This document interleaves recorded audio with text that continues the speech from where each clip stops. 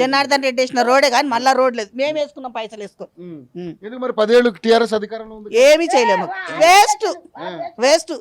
మాగంటి గోపినాథ్ అన్న ఉన్నాడంటే మా గల్లీకి వచ్చి చూడలేదు ఒకనాడు. ఎట్లున్నారమ్మా నీళ్ళు వచ్చి అంటే కూడా ఎవరు కూడా మమ్మల్ని వాళ్ళకరియలే.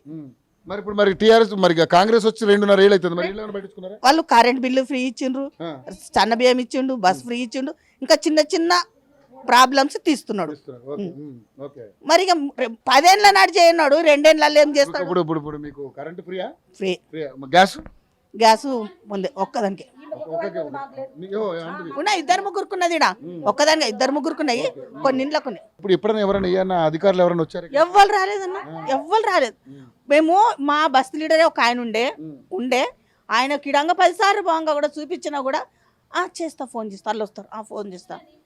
ఇంటికి కూడా పోయి కొట్లాడి ఎన్నిసార్లు ఈ 25 ఏళ్ళలో కొట్లాడిపోయి వచ్చిన మనతోటి. కానీ ఆయన చేస్తాం ఇప్పుడు ఎంసీహెచ్లో చేస్తాం, మట్టి తీయమని చేస్తాం. మరి మళ్ళీ ఇప్పుడు కాదు సరే, ఇప్పుడు మీ సమస్యలు ఉన్నాయి కదా, ఇప్పుడు మళ్ళీ వస్తారు కదా, అప్పుడు అడుగుతాం. అసలు ఈ గల్లీకి రారు, అస్సలే గల్లీకి తొక్కి చూడరాదు, రారిగా అసలు అడుగుతామని ఆ మూలకే రారు. అసలు ఆ మూలకు వస్తే మాట్లాడడానికి వస్తుండే, అక్కడ నుంచి చూసుకుంటే వెళ్ళిపోతాడు.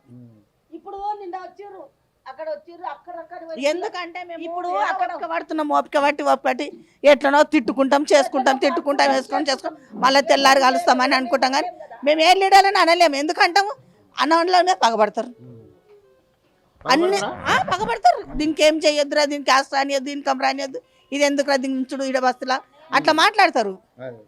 మరి మేము ఎందుకు అనాలి వాళ్ళని? మాది మేము చదువుకుంటాం, ఇక ఓపెన్ చేస్తే ఇస్తామంటున్నాడు. కాంగ్రెస్ వచ్చి కొన్ని చేస్తున్నారు కదా, 10 ఏళ్ళు ఉన్నాడు చేయన్నాడు, 2 సంవత్సరాలలో ఏం చేశాడు తమ్మి? మనం కూడా ఆలోచించాలి, పబ్లిక్ కూడా ఆలోచించాలి. ఇప్పుడు ప్రస్తుతానికి అయితే మాకు ఈ ప్రాబ్లం తీర్చినాకనే ఎవరన్నా వస్తేనే ఓట్లేస్తాం, లేకుంటే అయ్యాం.